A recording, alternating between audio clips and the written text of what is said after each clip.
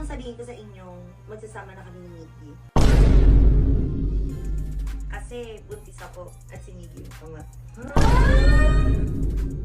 Ate, napakabilis naman. Di ba isang linggo pa lang kayo nagliligawan? Oh, ano namang masama doon? Basta hindi ko pababayaan tong ate niyo. Kuya Miggy, iwanan mo na kami.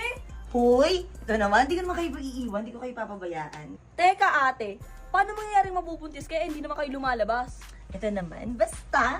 Kung ako sa'yo ate, magpahinga ka na lang mag-isa. Dito na lang si Kuya Miggy.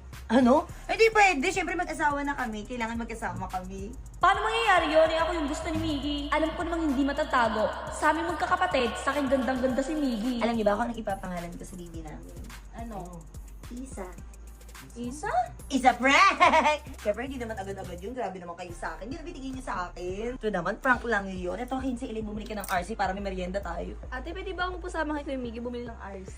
Hoy, Elaine! Ano ba? Ba't magpapasama ka pa ako nang sasama sa'yo? Kaya ang gagawin kong lahat para kami ang magkatuluyan, sisiguraduhin ko hindi magiging masaya si ate. Ano yung iniisip mo?